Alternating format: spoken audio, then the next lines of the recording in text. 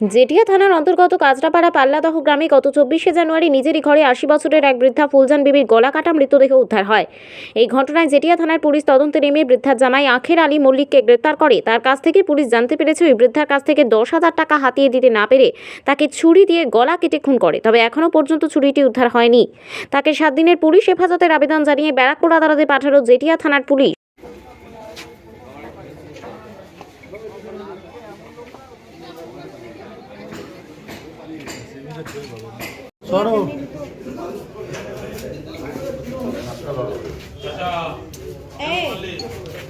আগে মারলেন কেন?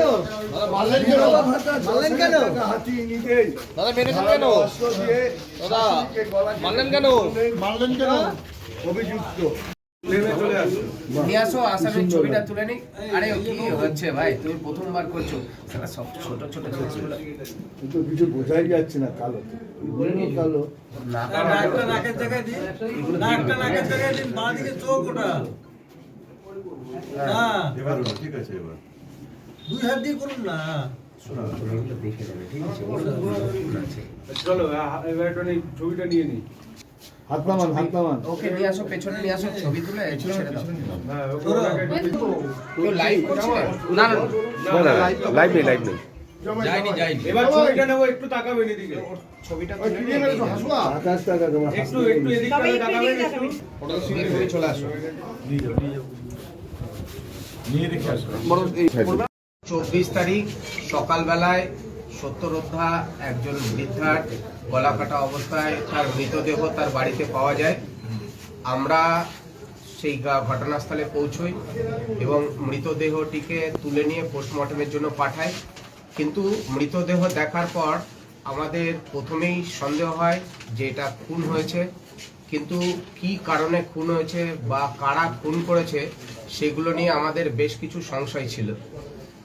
প্রতিবেশীদের যখন আমরা জিজ্ঞাসাবাদ শুরু করি তখন আমরা প্রাথমিকভাবে একটা ধারণা তৈরি করতে পারি যে এই খুনে জড়িত পরিবারের কোনো সদস্য। যেহেতু ওরা অন্ত্যেষ্টিক্রিয়াতে ব্যস্ত ছিল, আমরা ওদেরকে খুব বেশি বিরক্ত করিনি, কিন্তু আমরা আমাদের প্রতিবেশীদের জিজ্ঞাসাবাদ বা অন্যান্য যে কার্যকলাপগুলো আছে তদন্ত প্রক্রিয়া সেটা চালাতে থাকি এবং সেখানে আমরা জানতে পারি যে ওই বৃদ্ধা বাড়িতে একাই থাকতেন এবং বিভিন্ন প্রতিবেশীদের দেওয়া যে খাবার সেগুলোই উনি খেতেন, থাকতেন কিন্তু মেয়ের বাড়িতেই। এবং কিছুদিন আগে উনি সরকারি প্রকল্পের যে বিভিন্ন টাকা একত্রিত ছিল, ওনার গচ্ছিত ছিল, সেই টাকা উনি 10,000 টাকা তুলেছিলেন। এটাতে আমাদের সন্দেহ দানা বাঁধে যে একদম নিশ্চিতভাবে পরিবারের কোনো সদস্য জড়িত। আমরা পরিবারের সদস্যদের একে একে ডাকা শুরু করি এবং জিজ্ঞাসাবাদে এটা জানতে পারি যে তার জামাই যে আখের আলী মণ্ডল, ও তার শাশুড়িকে খুন করেছে। এবার খুনের কারণ নিয়ে আমাদের বেশ কিছু সন্দেহ ছিল, আমি আগেই বলেছি যে কি কারণে খুন হয়েছে। উনি বলেন যে ওই যে 10,000 টাকা উনি তুলেছেন ওই টাকা উনি চাইতেও গেছিলেন ওই দিন রাত্রে, আর তারপরে ওনাকে দীর্ঘদিন থেকে গালমন্দও করতেন। সমস্ত কিছু যখন টাকাটা দিলেন না উপরন্তু গালমন্দ করেন। উনি নিজের বাড়িতে রাখছেন, অথচ টাকা তুলে উনি জানতেও পেরেছেন যে ওটা অন্য কারোর কাছে টাকাটা রেখেছে, প্রতিবেশী কারোর কাছে আছে। এই কারণে উনি খুন করে দিয়েছেন। এবং আপনারা আশ্চর্য হবেন যারা ওই দিনটাতে উপস্থিত ছিলেন যে আমাদের সামনেই তার জামাই কিন্তু ছাগলকে খুব নির্লিপ্তভাবে খাবার দাবার দিচ্ছিল। আপনারা যারা সাংবাদিকরা উপস্থিত ছিলেন আমরা যখন ভিজিট করেছি, যার জন্য আমাদের চোখের সামনে ঘুরলেও আমাদের বিন্দুমাত্র তার আচার আচরণের সন্দেহ হয়নি যে উনি খুন করতে পারেন। কিন্তু যখন উনি খুনের কথা স্বীকার করলেন এবং কেন করলেন সেগুলো আমাদের কাছে স্পষ্ট হয়ে গেছে এবং আপনারাও বুঝতে পারছেন যে আসামিকে আমরা দেখালাম, উনি নিজেও বলেছেন যে কিভাবে খুন করেছেন। এবং পোস্টমর্টেমে আমরা যে তথ্যগুলো এখনো পর্যন্ত যতটুকু জানতে পেরেছি তাতে করে উনি যা বলেছেন তার সঙ্গে করবোরেটেড হয়েছে। ধারালো অস্ত্রটি কি উদ্ধার হয়েছে? এখন ধারালো অস্ত্র উদ্ধার হয়নি, আমরা রিমান্ডে নিয়ে এসে আরো জিজ্ঞাসাবাদ করে কোথায় ফেলেছে এবং ওই টাকাটা কোথায় কার কাছে প্রতিবেশীর কাছে গচ্ছিত আছে সেটাকেও আমরা খোঁজার চেষ্টা করছি। কোন জায়গা থেকে ধরা হয়েছে আসামিকে? আসামিকে আমরা থানা থেকে গ্রেফতার করেছি জিজ্ঞাসাবাদের জন্য। বললাম পরিবারের সদস্যদেরকে আমরা বিভিন্ন সময় ডাকছিলাম, আমরা থানাতেই জিজ্ঞাসাবাদের পরে তারপরে নিশ্চিত হয়ে গতকালকে আমরা সন্ধ্যায় গ্রেফতার করেছি। আচ্ছা, ক্লুটা কি ছিল যেটা দিয়ে আপনারা ওর কাছে পৌঁছাতে পারলেন? ক্লুটা কি? আমরা প্রতিবেশীদের থেকে জানতে পেরেছিলাম যে উনি কিছুদিন আগেই 10,000 টাকা তুলেছেন, আর তাছাড়া পরিবারের বিভিন্ন সময় ওনাকে তো এরা খেতেও দিত না, কিন্তু বাড়িতে সব সময় ঝগড়া অশান্তি লেগেই ছিল। বিশেষ করে এই জামাইয়ের সঙ্গে ওর অশান্তি দীর্ঘদিনের ছিল। এবং